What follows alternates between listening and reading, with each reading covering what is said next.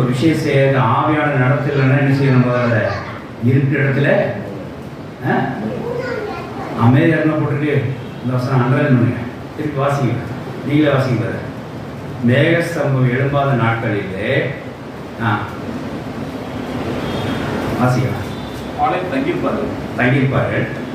மேகம் நெடுநாள் தலத்தின் மேல் தங்கியிருக்கும் போது மேகம் நெடுநாள் ஸ்தலத்தில் தங்கியிருக்கும் போது வாசல் தங்கியிருக்கும் போது இஸ்ரவேல் புத்திரர் பிரயாணப்படாமல் காவலை காத்துக் கொண்டிருப்பார்கள். பாருங்க, காவலை இருக்கும் இடத்தை செக்யூர் பண்ண நகரக்கூடாது. மேகம் நகரம்னா மேகத்துக்கு கீழே என்ன செய்யணும்? உடனே மேகத்தை விட்டு செக்யூர் பண்ணக்கூடாது. உடனே என்ன செய்யணும்?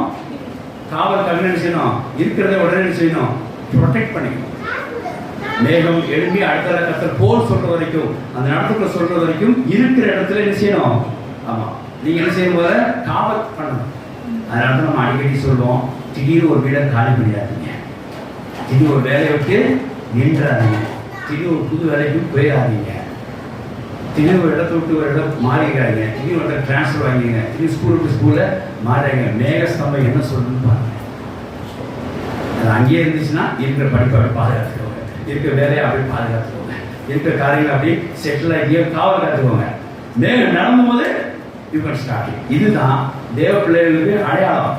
மேகம் வந்தான்னா போனான்னா, எனக்கு இஷ்டப்படி போயிட்டு எனக்கு ஆர்டர் இருந்துச்சு நான் போயிடுறேன், எனக்கு இஷ்டப்படி ஸ்கூலில் பிடிச்ச ஸ்கூல் நான் மாற்றிக்கிறேன், இஷ்டத்துக்கு அப்படி மாற்றிட்டார்.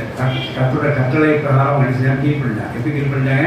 மேகம் நிற்கும் போது அவங்க நின்னாங்க. நின்று என்ன செஞ்சுட்டு இருந்தாங்க? அதான் இங்கே பார்க்கணும். என்ன செஞ்சாங்க? அவ்வளோ ஜாலியாக இருக்கிறத என்ன செஞ்சாங்க? பாதுகாத்து கொண்டாங்க. அது மேகத்துக்கு கீழே இருக்கிறாருன்னா அந்த குடை கீழே, பசுத்தாவின் குடையில் கீழே, நிழல் கீழே அடைக்கலமாக இருந்து தன்னை பாதுகாத்து கொண்டாங்க. இப்போ மேகம் கிளம்பிச்சா உடனே பின்னாடி வண்டியை கிளம்புது. இப்படி தாங்க தேவ நடத்தலுக்குள்ள உட்பட வேண்டும். புரிஞ்சுதா? தேவ நடத்தல எப்படி புரிஞ்சிச்சிங்களா? கத்தை நடத்தினா நீங்க நடத்தணும். கத்தை நடத்தலாம், அது வரைக்கும் இருக்கிறத நீங்க செய்யணும், பாதுகாக்கணும். இதுதான் தேவ நடத்தல் உட்பட்டவர்களாய் தேவ ஜனங்கள் இருக்க வேண்டும். இது தேவனுக்கு என்னவா இருக்கும்? அடையாளமாக இருக்கும். இதுதான் தேவனுக்கு விசேஷித்ததாக இருக்கும்.